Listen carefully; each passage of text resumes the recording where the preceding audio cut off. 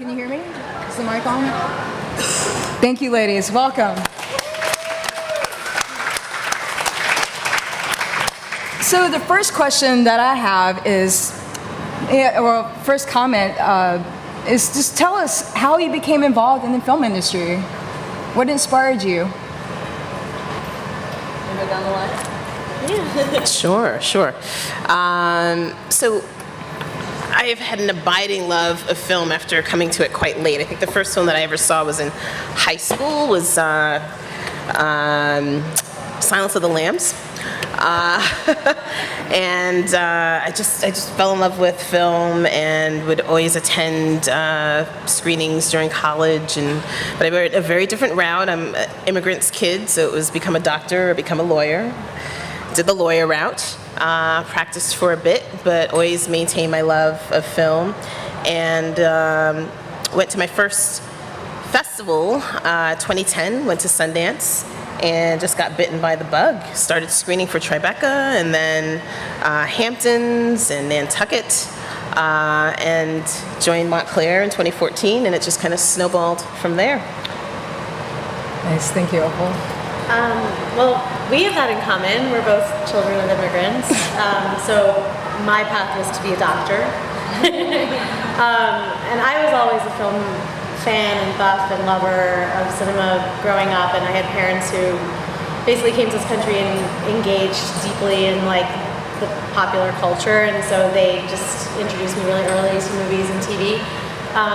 But I never really consider it a viable career path. I was really focused on growing up becoming a doctor. And then partway through college I realized this isn't what I'm passionate about, and I changed paths. And I kind of took a film class on a whim at the recommendation of a friend. I took a film studies class, we've never done it before, and I also caught the bug. I just fell in love with everything I was reading and watching and the history, and the next steps were sort of laid out for me. That I really wanted to make films, and then after pursuing that, something I hope to continue to pursue, I wanted to learn everything I could about the business, and so I ended up making a turn to the industry side of things, which has basically been like another level of education and understanding films and how they go from an idea to a thing that exists to a thing that actually you can share with an audience. I'm also the child of immigrant. This is America. And we get the job done. Yeah, my mom still asks if I might consider going to law school just to.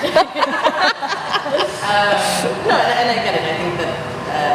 I think that we're sometimes uncomfortable to talk about if you grow up in ways where security is really important, whether that's about class or because you come from an immigrant family or what have you, that is an extra step to sort of overcome in addition to the challenges of being a woman working in the film industry. It's just that extra bit of thought of like, can I do this? Am I allowed to do this?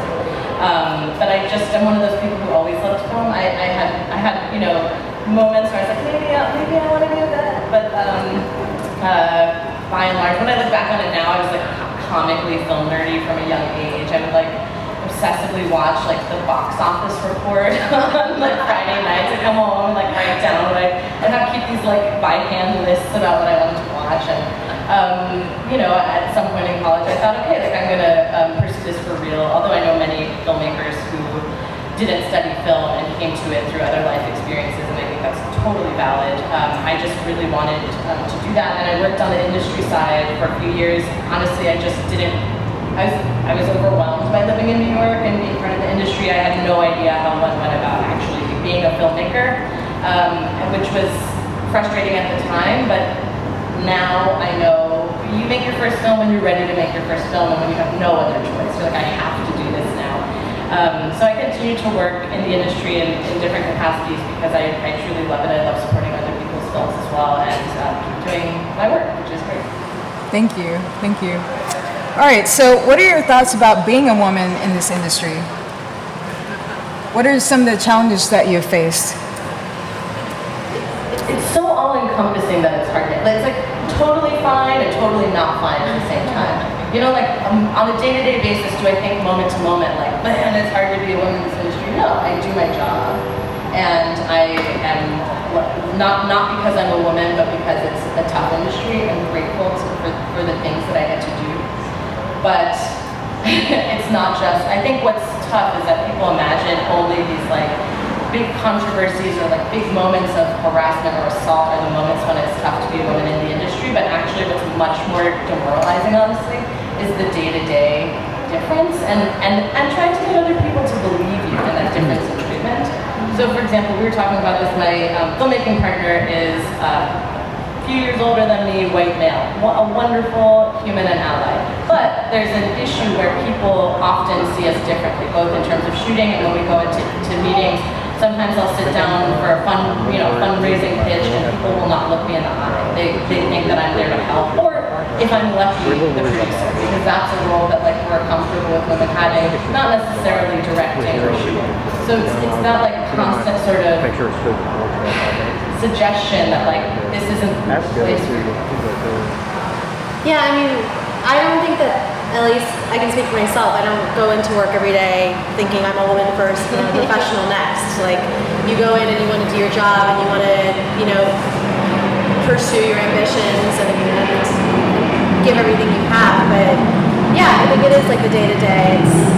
It's like the little micro moments that you experience in the way that people, assess your opinions of things or make assumptions about, what you have to offer, what experience you may or may not have. And so it's a lot of like overcoming a lot of that is, it's tough. I think for me, it's definitely reached a moment now where like the conversation, I mean, we're on this panel now, the conversation is so much about being a woman in this business, way more than it ever has been in my experience. And that's good, but it's constantly a battle because on the one hand, I'm obviously very proud of being a woman in this business, and I do think being a woman in this business gives me perspective and experience and a point of view that is different. But I also want to work in a business where I am on equal footing with the other men and women around me, and so you're constantly trying to protect and support your difference while also being, included and participating in like the main central conversation. Yeah, I mean, I think from my perspective, in terms of the work that I'm doing, I actually, again, it's not something to echo what everyone said. It's not something that I think about on a day-to-day. And honestly, I haven't really had an issue with it that I can think of for myself. Looking at it from the perspective of being a tastemaker, being someone whose choices give platform to filmmakers, I know that I've definitely approached my work from a standpoint of being very mindful of who are the individuals behind the films, not just sort of blindly proceeding in this like, oh, I'm just picking the best, and not looking back and saying, well, what's reflected there? Because there's always a grouping of the best that you can choose from, right? And I happen to, on all fronts, I work for festivals that are, a couple of festivals that are issue focused in our programming mandate. The March on Washington Festival focuses on civil rights and social justice programming. The Athena Film Festival is all films that feature women in leadership positions. Not just films made by women now. We would love to have, the guys in there, but all of the protagonists that we put on platform in our festival show women in a leadership position. So, that's built into the rationale of those festivals, but we're festivals where, they're sort of programming, neutral. I'm lucky to work with individuals where inclusiveness is something that's very much on the mind of the leaders, right? We're not going to just put out the best and not say, right, well, how many women, how many men, how many people of color do we have in this lineup?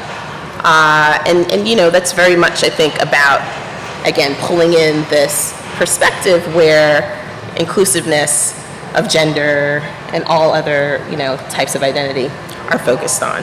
I think it's important.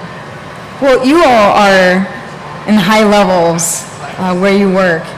Tell me, how long did it take you to get there, like being women of color? I've only been doing this for a little bit of time. I don't know about high levels. You interpreted high very generously. I've got lots of levels. I got about 5 jobs, but I'm a Jamaican, so that's how we roll. I am a very driven individual, so I didn't change when I switched from law to film curation. And I have just focused on doing the best job that I can, and being a team player, and really trying to develop relationships with artists so that we can help to showcase some of the more interesting and folks pushing the boundary, folks who are giving different looks and new looks at stories that we want to tell.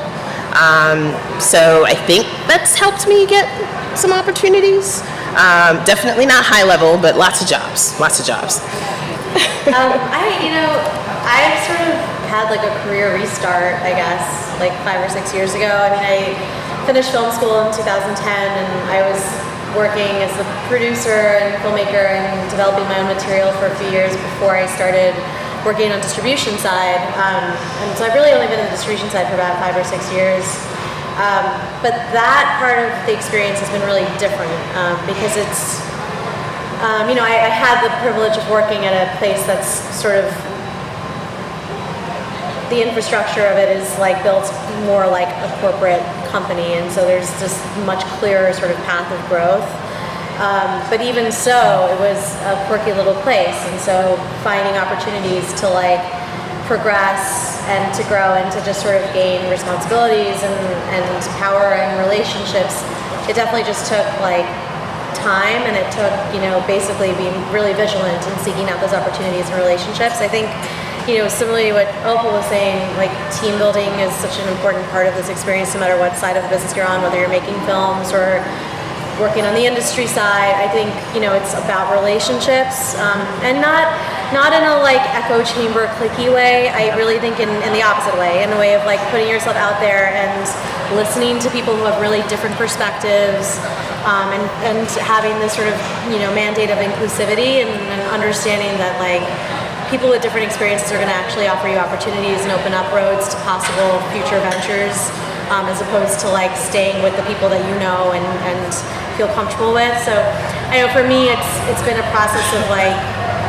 fighting hard to make progress on the sort of more like standard like economic and power scale, but also just like making room for like discomfort and like allowing myself to take on opportunities that weren't necessarily in my sort of 5-year plan, and just catching those waves and seeing where they took me, and living a little bit with the discomfort of doing things that aren't exactly, in my wheelhouse or what I have experience in, but using them as opportunities to get to know people and get to know films and even, work environments that are really different for me.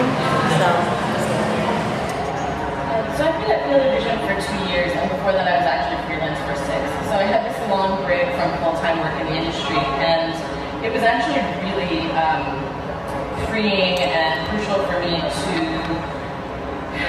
allow myself permission to do just what I want to. So I think especially when you're like kind of in the wheel, it can be very easy to define either success or happiness or sort of what your goals are according to the environment that you're currently in. And I was also really young, when I sort of was ready to fly off and make a movie, but it was a good lesson to learn, like, it doesn't matter if people forget you for a while, it doesn't matter if, I'm no longer successful by this measure of the job that I previously had, if that's not the job that you currently want. So it was really, really good to be in a situation where I was like, sometimes I'm going to take a job just because I want it. It may not sound prestigious, but it's what I want to do. And that applied to, working as an artist too, like having the confidence in the choices that you make, being open and receptive to advice, but still having some sort of inner direction. And I wasn't looking for a full-time job again. I was lucky enough that it came and I think this happens over time, it came to me because of the experience that I accrued in that period of time, exploring and, discovering what I'm good at and What experiences do you have along your journey that's prepared you for what you're doing right now?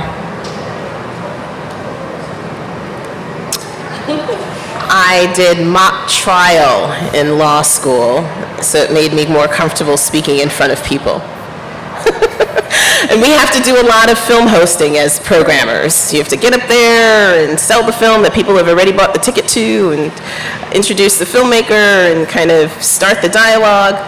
And it's something that I enjoy now, whereas I think I used to be like, have more stage fright. It's weird to think about not a legal practice of giving you the background of not having stage fright, but on the litigation side of things, it is a bit of a show, getting up in front of a court and jury. I do a lot of management of submissions for one of my festivals, so it's managing a lot of information. And yeah, I had a transferable skill from my prior career in that as well. But I think the strongest aspect, and we each were talking about this relationship building in this space. You know, they always say that about any sort of work in media, right? It's not what you know, it's who you know. Although that's really not completely true. It is also what you know. I think, you know, people that know everybody, but then you get into a conversation with them and you scratch past the surface and you're like, you know, you're going to just move along if there's, you know, there's no what to their knowing. But no, I definitely had to do work around developing relationships as well in my prior job, and just networking, I guess is what we would call it then. And it's just something that is really sort of natural, I think, to how I engage with my colleagues. And it just makes for being able to make organic connections, which I think really, really helps in this space on many levels. So I'd say that experience. I mean, making films, you know, being on set taught me a lot about teamwork. You know, this sounds really obvious, but it's kind of not, you know, like, people don't realize, you know, we were really early on in your early days of being on set, like, the way you work with people, the way you treat people, what you expect from them and what you give them, it's not an obvious thing. And so I think a lot of that translates to when you take it into like a more kind of cerebral, you know, academic workspace. I think that a lot of the same things apply. Like being able to, you know, at least for me, when I've entered my new jobs in this business, I've tried to be transparent about what I do and tried to create community amongst people I work with, so that we really do feel like we're all working on the same thing with the, you know, with the same kind of mission in mind. But something I wanted to talk about that's related to this that I think has helped me and matters is mentorship. And I think like for women in particular, it's been tougher to find mentors because there aren't just obvious role models out there in the business to the same extent that there are for men, unfortunately. I think that is changing. I think it's changing really rapidly, actually, which is wonderful. But I think a lot of it is like investing, even when you feel like you are kind of at the bottom of the totem pole and just getting started, investing in other women and other people in general. I don't think that mentors necessarily have to only be women if you are a woman in this business, but you know, it's something, when I finished grad school and I started working, you know, I got asked back to like talk at classes and stuff, and I had just insecurity of like, what do I have to share? Like, what do I have to say? I myself need help, you know? Honestly, I still feel that way. Like, I still feel like I need mentorship, but I know that I have now a little bit of experience, and you know, whatever I can offer to share, I want to, because I know that like it was hard for me to seek those people out when I was getting started. And so I think, you know, even if you see yourself as like kind of younger and like, you know, lower down on the totem pole, I think just any experience you have and like using it as an opportunity to build a bridge with another person professionally is really helpful. It's a two-way street, you know. It helps me too, like mentoring younger people, mentoring peers, you know, who like are seeking out opportunities that they haven't, you know, don't have in arm's reach. It's just nice to help people. It's a part of the like network building that we talk about being so crucial at the heart of this. And yeah, I think it's one of the primary things that really helps people, you know, who are in the minority or like on the like the outliers of this business, is having mentors, having people on the inside who are willing to like help you, you know, help bring you into that main conversation. I want to echo for a second the idea of peer-to-peer mentorship specifically, because you know, by the time I'd made my first film, I'd already been working in an industry capacity for like 5 or 6 years, and I had gone to festivals and had all these relationships, but I had this like sudden, really serious craving for like being around people who were doing the kind of work that I was, and being able to have like long, protracted conversations about the creative process. And it wasn't, it happened, it happened eventually, but until then I did feel like a little bit adrift, because sometimes making your project, even as a collaborative art, you have your team, you make the movie, and then you like sit in a room and edit by yourself with one other person. So it was really incredible to have that, and just to like have sort of constant context without it having to be like a sit-down meeting. The idea that you can just have this ongoing conversation is really helpful and makes you feel a little less alone in the work you're doing. And then in terms of the specific job that I have now, I think just making films. Like I think there's a certain point past which it's like, you can't talk about it, just do it. Just do it, and then you'll always have that experience, and you'll be able to say, I made, no matter what it is or what you think about it, I made this movie. And specifically in this situation, there are other organizations like Field of Vision that are working in this space of sort of journalistically driven short documentary. And the idea of like, how do you make stories that are unfolding, that are politically relevant, still cinematic and aesthetically engaging. I think one of the things that sets us apart is that there's a dedication to having a team that has actually made movies. And being on the other side of this, I've done a lot of commissioned work or had work solicited by similar people where, their team may be great, but they mostly come from an editorial background, publishing.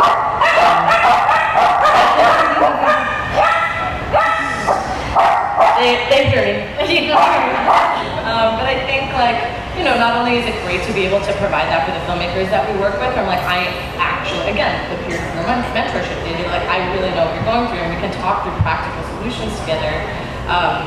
It's also just that mentality of if you make films, especially if you make documentaries, things pop up that it's this combination of being extremely well prepared and then be willing to accept when your preparation sometimes means absolutely nothing. And you just deal with what's happening. And so I never panic. I never become insanely overwhelmed, even though we have 25 to 30 short docs in production at any given time. I so value what it taught me about just weathering unexpected situations, and this combination of artistic dreaming and really practical logistics. Well, a lot of that is confidence too, right? Just being confident, believing in yourself. I feel I don't know. I don't think it's a gender thing necessarily, but I definitely feel I've met a lot of younger women getting started in this business who are asking for permission and really nervous and want feel like they need the extra support. And I feel it's easy to say, harder to do, but throwing yourself out there and taking those risks and just believing in yourself, it's you'll discover that you're capable of things you really couldn't imagine. A lot of, especially in this business at large, a lot of people are doing things that they have no qualifications for and no experience in, but they're smart and they pay attention, and then they end up deciding and discovering that they actually have this talent and they have this ability. And I feel a lot of it's just taking a chance on yourself, really being confident. Because everybody needs that at some moment, right? Where you say this isn't exactly what I currently do, but if I keep doing what I currently do, how will I ever grow or be given more responsibility? And I do think it's true, frankly, because of socialization, that I've noticed that oftentimes men in the industry are more likely to be okay with saying I can do that. Yeah. Versus a lot of women I know who I think are totally ready, but will say but I haven't done this exact thing yet. I helped start a group called Brown Girls Doc Mafia, which Opal's also part of, and I know Maya will be in shortly. It's a Facebook group, and there's multiple reasons for it, and I just a short plug that it's not just for filmmakers. I think what's really amazing is it's a network of just industry professionals, so that we can all have a larger conversation. But one of the things we noticed, we asked people to submit their information for a database that is currently internal, but eventually the idea is we take this to other people. Things like holding festivals accountable when they say we couldn't program that many women of color because there weren't that many submissions. Be well, what about this list of films that I just conveniently happen to have? But also when people say I really want to crew up with a diversity of voices, can you find me an editor who does this? So that's the purpose behind it. And we noticed a lot of times that I would see women that I know when it came time to list their skills, they'd be oh, well, I've produced 2 films, so that's what I do. And I'm you're also a cinematographer. You shot all 3 of your films. And I was complaining about this, And my coworker, who's again like a great ally, said like, Farihah, didn't you also say that you don't shoot? Yeah. Even though you shot your film. Like you 90% shot your film. So I think that it's a matter of that too, like owning your skills, like owning the skills that you have, not just like taking the leap to the next thing, but taking stock of the experience you have a little bit different. Yeah, I want to echo the mentorship point, and taking the bull by horns, as it were. You know, moving into the festival space, I always get the question, how the heck did you move from law into this? And it was just that. It was, you know, screening films, so it put me in the room with programmers. It was attending film festivals, so it put me on the same, you know, screening cues, screening lines. Sorry, I'm lapsing into British. Screening lines as, you know, programmers.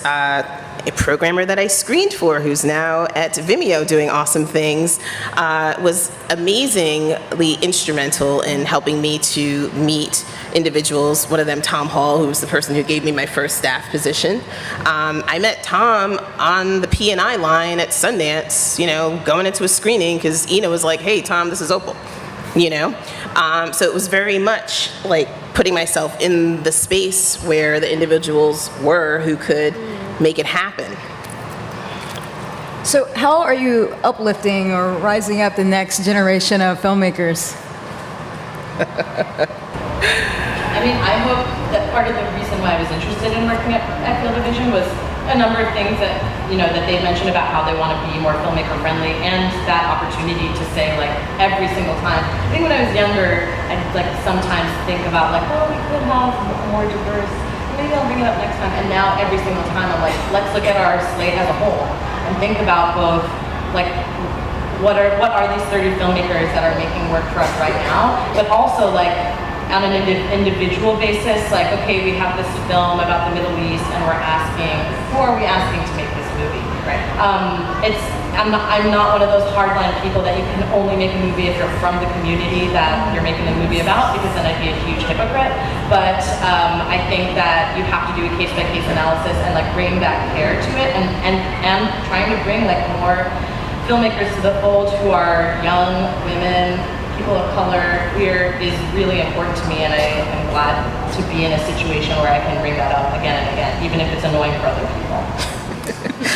Well, it's nice to be at festivals where this is a part of their stated mandate, right? So at the March on Washington Film Festival, we launched a shorts program for student and emerging filmmakers, kind of really trying to be in that space where it's a pivotal time for filmmakers, you know, getting that attention right out of school, or you've been working on it a little bit, so your art has developed some, you know, but you could use some more money, or you could use that distribution, you know, and giving them that opportunity. So we are looking at films that are focused on civil rights or social justice issues solely, and that tends to bring in a diverse group, just kind of by virtue of what it is that we're looking at.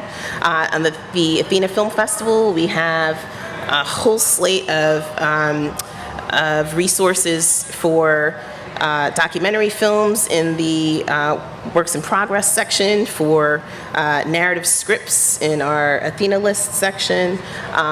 You know, so it's trying to create opportunities for support all along the production path, you know, not just when your film is done, we allow you this platform, but also seeing that you're going to be focusing on, you know, particular areas, or that you are a diverse group, and we want to, you know, provide some support there. Again, having those different lines of, you know, of resources helping to further inject inclusiveness into the production pipeline. I don't know, for my part, I guess I really aspire to leadership in this business, and I feel like it's a lot, it returns to the issue of mentorship and the question of like representation. I would really love for this business to have more women at the forefront of it, particularly on the distribution side. In my experience, distribution has been working in settings where really there are very few women in senior level. And so I really, really hope to, break through and bring that more to the fore. But the real mission behind that for me is to bring more movies into the fold that are by and about women. Working with female directors and producers, working on movies that are about female protagonists, to me is just so important. I grew up in the 80s and like the movies I loved in the 80s and 90s, like there's so few. There's so few young female protagonists that really like were mirroring or reflecting my experience to me. I know it was really different for like my little brother, and so I just would really love to help be a part of like this, and I think it already is in motion, this new wave of like films and stories by and about women. It's also doing panels like this, right? Like being visible, I think is really important. And I had a moment of like reflection about it because this is great, and sometimes you're on panels and it's great, and there are times honestly when I'm asked to do panels and I can just smell that it's like a token ask. And I think there are different ways of handling that. Like what I've done is like I'll still do it because there's inevitably always one person who's a young woman of color who's like, it was cool to see you because I don't get you that often. And I want that, If I'm in a position to do that, how amazing. So I'll still do it, but then I'll tell them, here's 5 other people who look sort of like me that would also be great at this. Like, please consider asking them next year. Or like Yamo Boyd, who's one of the Brown Girls Doc Mafia founder, was saying like she'll refuse to be on a panel unless there is at least one other person of color on the panel.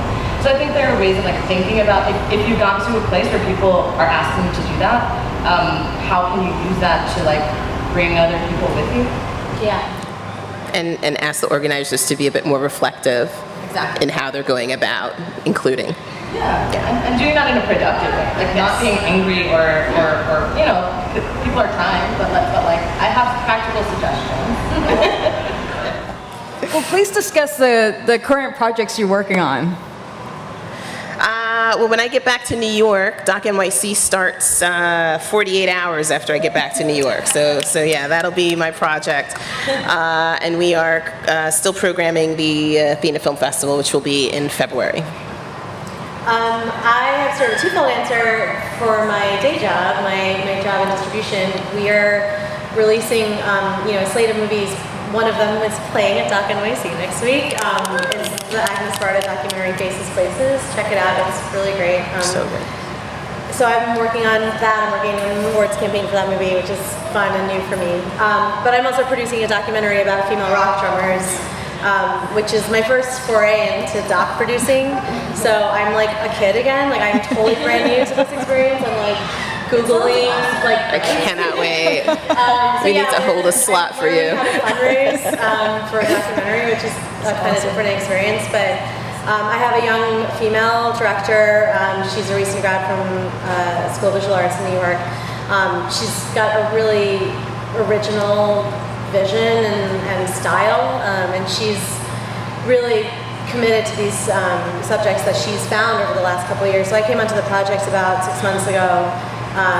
When we were talking, and she basically, actually it's kind of a good example of this sort of mentorship thing. Like we were just chatting, she's a friend of mine, and she was telling me about this project and I was super into it, and she was telling me about some of the women that she's met, the stories that they've told her, some of the footage that she's seen, just revelations that she's had, and I was like, well, what are you doing with it? And she's like, I really don't know. I'm just shooting. I have no money. I'm just trying to make it work. And I was like, you need a producer. You need somebody to like help you. You can't just do this by yourself. Like this business is just, you can't do anything by yourself. It's not a solitary endeavor. So I came on to help her, and I have a ton to learn. So for me, I'm excited. I've got like something new on the horizon.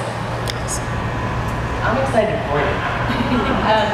I'm working on 2 films right now. One is a short documentary that's actually for Peel Division. So it's the first time that they commissioned a film that I'm making with Jeff Reichert, and it's about how Steve Bannon is a failed documentary filmmaker. And it uses his films as the primary source material. They are I watched all 9. You're welcome. They're really bad movies, but also I hope help illustrate, that we've put this person who's like a sick, nihilistic human being into a position of power, and he left us this blueprint for his ideas on governance a decade ago. We didn't really notice or pay attention. So it's being able to see those films, and part of why I'm so in terms of what I'm doing at Field of Vision, I was really excited that this film was part of a series called Our 100 Days. So Field of Vision partnered with Firelight Media, which is Stanley Nelson's company, which mentors and does these really amazing, robust programs for filmmakers and industry professionals who are people of color. And the idea was to create films that were a direct response to Trump's My First 100 Days in Office memo. So it's from people that you hear from often not enough, but that are the most directly targeted and affected by the kinds of policies that were being proposed there. So please go watch. Honestly, like it's such an amazing record of what it was like for many of us during those periods of time, and just really, really, really vastly different projects. And then I'm looking at a feature called Watermelon Thumb Queen, which is about this small town in Texas called Luling, and they are like an oil boom town that's sort of economically in decline, and their one claim to fame still is that they have this watermelon festival that they've been doing every year since the 50s, and the main event is that they crown a local high school senior girl the Watermelon Thumb Queen. And it used to just be this cute, fun event, but now that the town is struggling so much, there's scholarship money attached, you get to represent Luling all over the state, the stakes are really high. And it's my first time making a film that's exclusively about women, like it's young women. We kind of made this decision because there's a chorus of voices from the town, not just the teenage women that we're focused on, that you only hear female voices. So it's sort of like generations of women in this town, which has been a really amazing experience. And it's, the demographic of this town has changed a lot over time, and so particularly in the year that we're there, election process for this festival has been mirrored by national politics. It's become a lot about gender and race in a way that I didn't expect. So digging into that in a serious way. Thank you so much. I'm going to open the floor to any questions that you all may have. Okay, can you talk about the places of kind of work environments that you've been in that have been most supportive of creating a safe space for you to do what you love doing, to encourage you to become better at what you do, and to become more successful in who you are in this field. And maybe also show the flip side of that about some environments that were particularly discouraging and disheartening, and what you observe to be the ways in which those cultures were constructed. Well, I'll start because the spaces that I'm in, where I started, where I am now, couldn't be more polar opposite.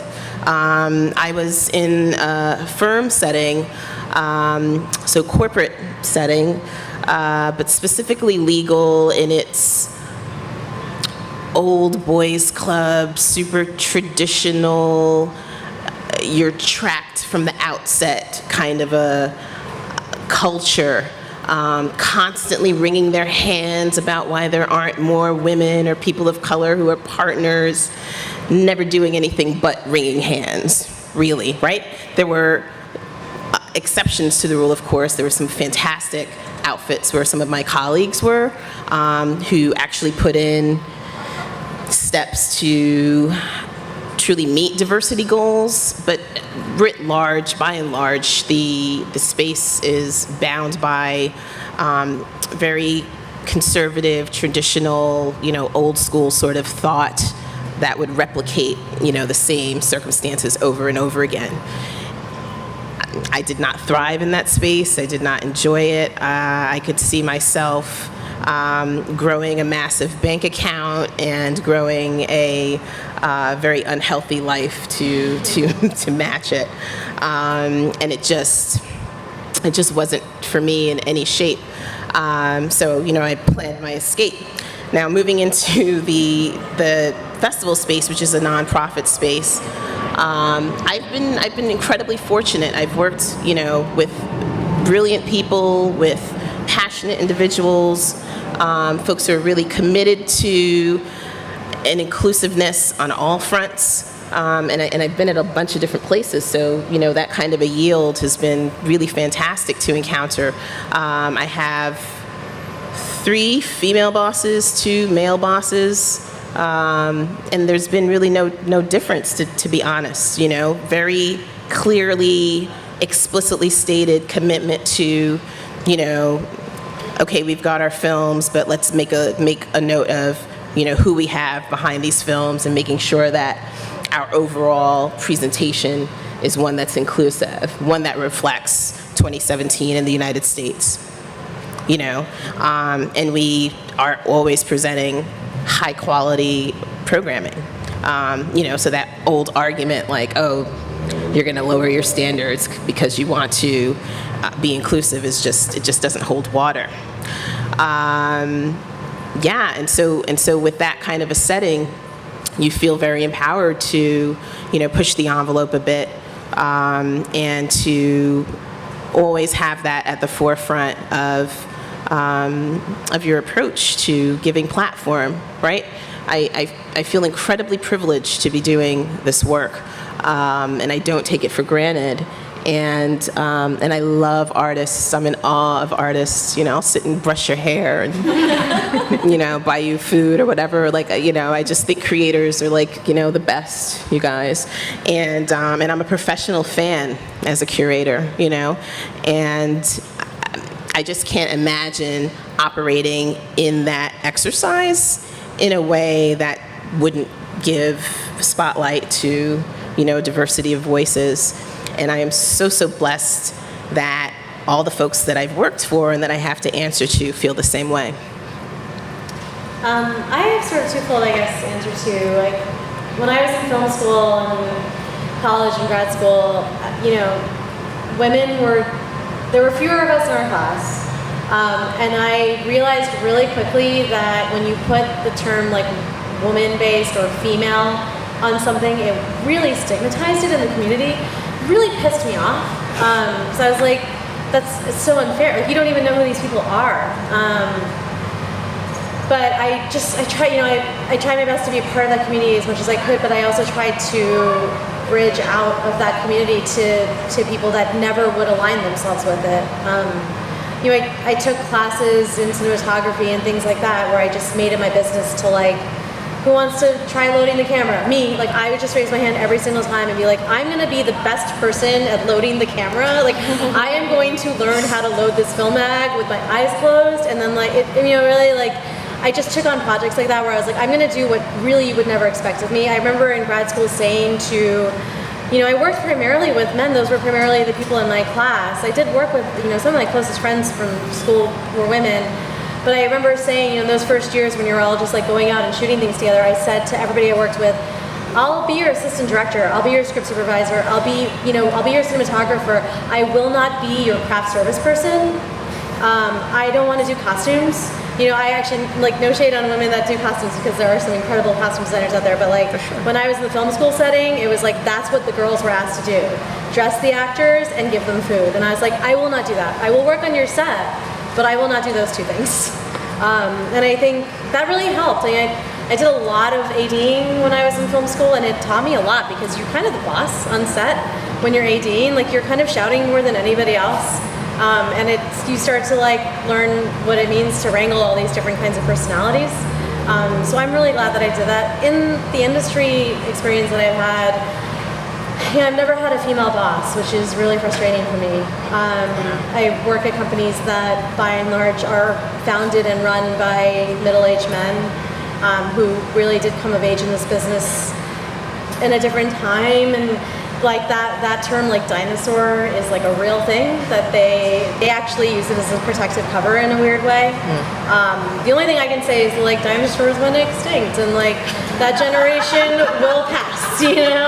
I really do see a lot of women my age and in the couple years younger and older than me that are going to move into really important positions of leadership in this business, and I'm super psyched because I feel this conversation in 10 years will be very different. At least that's my hope. But you know, I at work I do basically everything I can to break out of, again, like the expectations that are sort of unfairly placed on you. You know, I would get asked, you know, in some of my jobs to watch movies that were about women so they could get a female perspective on the movie from the acquisition side. And it was frustrating for me because on the one hand, yes, thank you for valuing my opinion. I'm glad that you recognize that there are no women who work on your acquisition team, so it's important for you to like hear our voice. On the other hand, hire a woman onto your acquisitions team, you know, or if you really care about my opinion, let me weigh in on other things too, you know. It's just, so I made it a point to say to people I work with, you know, whatever you want to send me that script, send me that link, I'll watch it, I'll read it, I'll give you feedback, and just really made it my business to, you know, stick my nose into conversations where I wasn't necessarily invited and just say like, I have an opinion too and I want to share it. And honestly, it builds a lot of friendships that way. You'd be surprised, you know, like I think a lot of people, particularly women, people in general are sort of nervous to like stick their nose into conversations that seem like they haven't really been invited to, but you'd be surprised. I think especially in this business, like people who have their head and heart in the right place and really care just about like the art and care about opinion and care about, you know, what impact this movie could be making, they'll listen, you know? I'm really lucky now to work for a company that's very committed to diversity, and we have a team of 7. So when I hear people say like, oh, it's just so hard to have more women, we're such a small team, I'm like, absolutely not, that's bullshit. I get to work for Laura Poitras and Charlotte. Those are the executive producers at our company. They're really experienced, badass women. And we are pretty diverse across the board, but I will say that unfortunately, because of the world we still live in, most spaces are still a little bit uncomfortable, and so it's about like having to generate your own like bubble in that situation, or you know, it's like about how you're choosing to move in that space, given that like yes, it continues to be a little bit dominated by white and male people. And I'd say that the safest space I can make is the one that I'm in. So that's one of the things that I love about you know, being a director and bringing a team together. It's not just about the film that you create, it's the experience that you create as a collaborative team. I remember the first film I made, Remote Medical, I was really green, I discovered after the fact from people, it was a large crew, like 20-something people, because we had sort of a marathon shoot, and I heard from others later that there was somebody who was on the crew that had made comments that made, about women and queer people that made people uncomfortable, and it was such a lesson for me that like, clearly I missed something here. I mean, he didn't speak to me that way, but I didn't know this before. I didn't ask or create a situation where people talk to me about it, and like never will that happen on my watch. And I feel that way in a company setting too. I think it was so valuable. Or like, you know, I recently, I think it's like listening to your instincts too. I was like, you know what, I don't want to work with this trailer cutter who's 10 years younger than me and interrupted me to mansplain what purpose a trailer serves. And I'm going to listen to my gut about that. Thank you. And I see like if you are a minority, then like asking for respect and being confident, I see as like acts of resistance. And I also want to say that there should be space for people who are not, like it's unfair that like women have to like force themselves to speak up. Like not all talented or successful men are extroverts or even socially adept. So like do your best, but if that's not you, you know what? Meet the other women in your company. Like find another way that you can have a team and find like a space within your space that you're able to speak up, have a voice, even if that's not your particular personality. I so love that point. Well, thank you so much, ladies, for your time. Appreciate it. Thank you guys.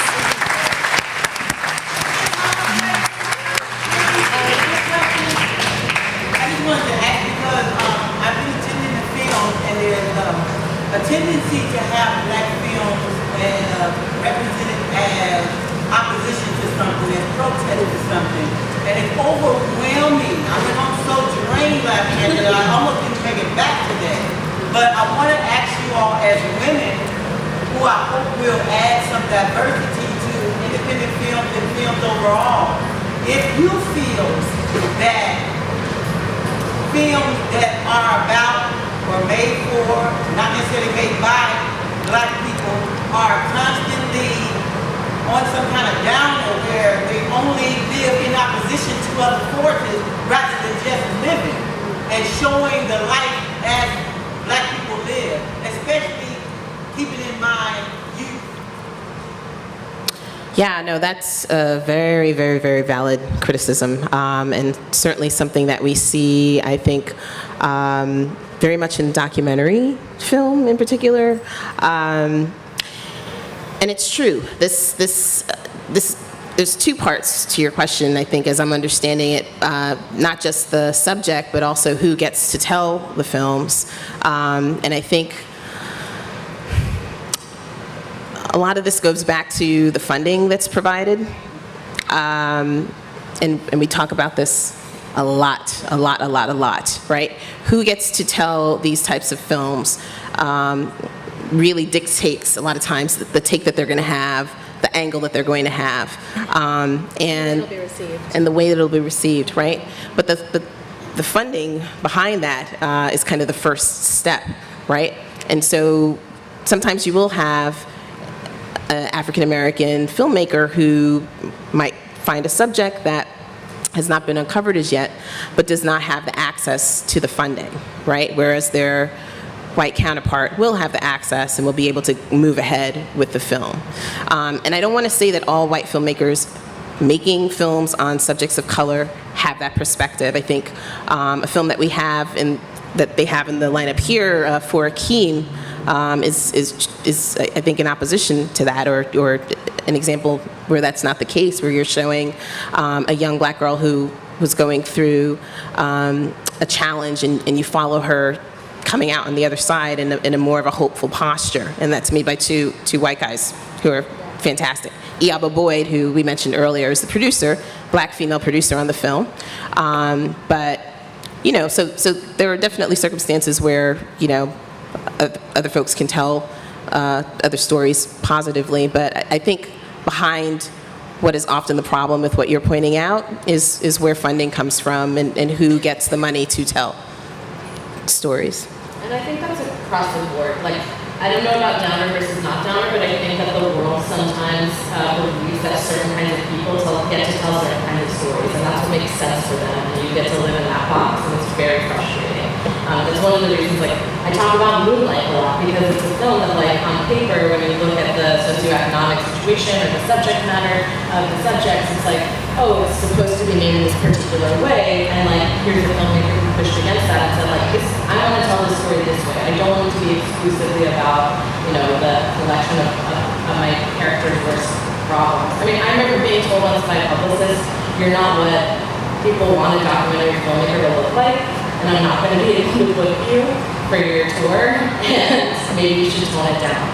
Oh my God. Like, it continues to happen. Like, people have this idea of this kind of person makes this kind of movie, and we definitely have to keep fighting against that. I also just think from like a distribution perspective, like I don't have an answer here, but I hear you because I think there's this frustrating myth that like certain demographics are living in the minority, which they aren't, like female audiences, like African American audiences, and we've seen it proven in just hard ticket sales. Like you see it in the numbers when you read the box office reports, that it just simply isn't true that those audiences aren't there and aren't spending their money on movies every week. So, you know, I don't have an answer for it. I want you to know that I feel it too, and I know that I'm not the only one. And it's especially, you know, the broader issue of like the female demographic, the female audience. We all know that they're out there, and we all know that they have an appetite for movies. And there's this perpetuated myth from studios that happen generally to be run by men, that they aren't a powerful demographic, that they aren't the money-spending demographic. And it just simply isn't true. I think they have amnesia every time something like Pitch Perfect comes out and makes a ton of money. And then, you know, a month later, they're like, oh, women's films are kind of over here in the corner. And I think, you know, I don't know the answer. The only thing I can hope is that over time, as the people who do become, those gatekeeper positions do get handed over to people that have different perspectives and that understand movies about women or about the African American experience or about, the Indian experience. Whatever it is that seems like a minority or outlying experience to the mainstream now are going to realize that that's just simply a myth. It was perpetuated by a system that created that logic for itself. And the logic will change as the people who actually make those decisions about what gets financed, what gets greenlit, what actually gets released. When those people change, I do think that will usher in a little bit of change on that front. I'll just encourage you to in terms of trying to give you something to do when you feel this way, when you see something, is to write to the individuals responsible for the film, particularly the distributors, just to kind of make your voice heard, to have your opinion officially on record. That's why I said it to y'all. Thank you. This was an awesome panel. Let's give them a big hand. Thank you, guys. This is really awesome. All right, up next at 2:30.